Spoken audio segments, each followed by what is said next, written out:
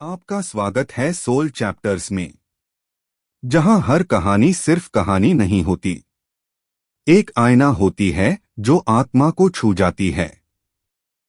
यहां हम ले चलते हैं आपको उन पलों की ओर जहां भावनाएं बोलती हैं और खामोशियां भी कुछ कहती हैं।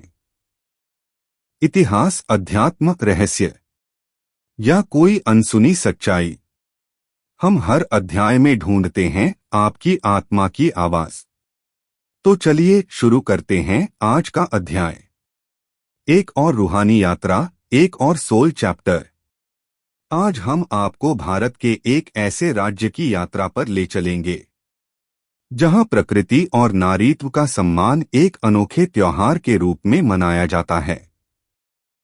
हम बात कर रहे हैं ओडिशा के प्रसिद्ध रजो पर्व, प्रकृति और नारीत्व का अद्वितीय उत्सव।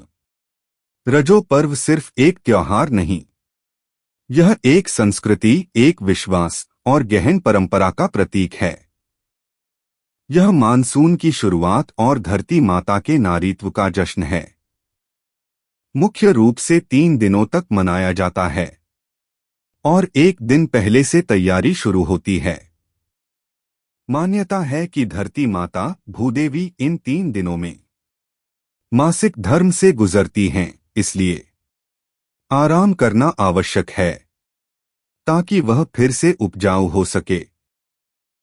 यह त्योहार मासिक धर्म को अशुद्धता नहीं, बल्कि सृजन की शक्ति और जीवन का स्रोत मानता है। रजो शब्द संस्कृत रजस से आया है, जिसका अर्थ है मासिक धर्म। जिस महिला को यह होता है उसे रजस्वला कहा जाता है। पौराणिक कथाओं के अनुसार भूदेवी, जो भगवान विष्णु की पत्नी हैं, ये 3 दिनों के दौरान रजस्वला होती हैं। इस समय सभी कृषि कार्यालय बंद हो जाते हैं। जुताई, बुवाई, खुदाई सब कुछ बंद, क्योंकि धरती को आराम चाहिए ताकि वह फिर से उपज दे। यह त्योहार केवल धरती माता का सम्मान नहीं, बल्कि नारीत्व का उत्सव भी है। इस दौरान महिलाएं, विशेष रूप से अविवाहित लड़कियां, नए कपड़े पहनती हैं, अल्टा लगाती हैं, गहनों से सजती हैं। पुरुष घर के काम संभालते हैं, महिलाएं झूले पर झूलती हैं। लोकगीत गाती हैं, पारंपरिक खेल जैसे पाना, लूडो और ताश में भाग लेती हैं। अब विस्तार से जानते हैं पर्व के 4 मुख्य दिनों के बारे में। सजाबाजा, पहली राजा से एक दिन पहले महिलाएं घर और रसोई की सफाई करती हैं। नाखून काटती हैं, हल्दी लेप लगाती हैं, स्नान करती हैं। मिठाइयों के लिए सामग्री इकट्ठा की जाती है। पहली रजो, पहली राजा, पहला दिन। पहला दिन धरती माता के मासिक धर्म का आरंभ। मिट्टी या कृषि से जुड़ा कोई काम नहीं।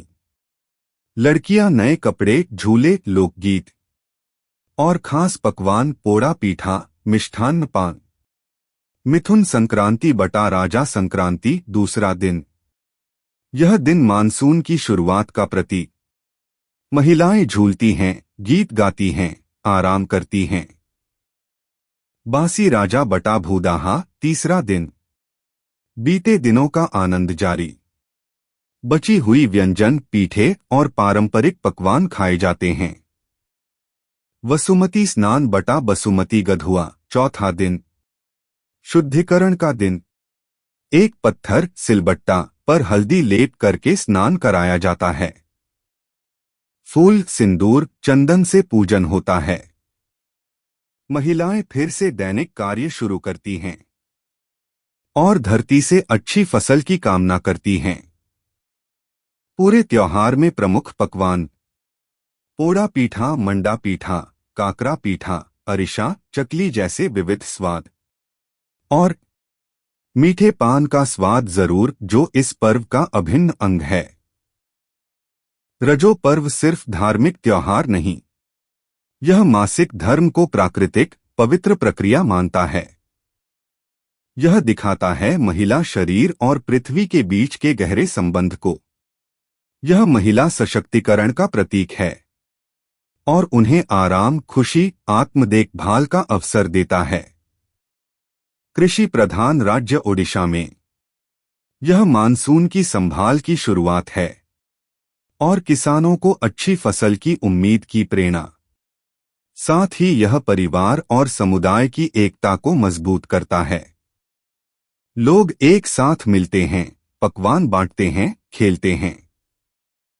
आधुनिक युग में भी रजो पर्व की प्रासंगिकता अमिट है।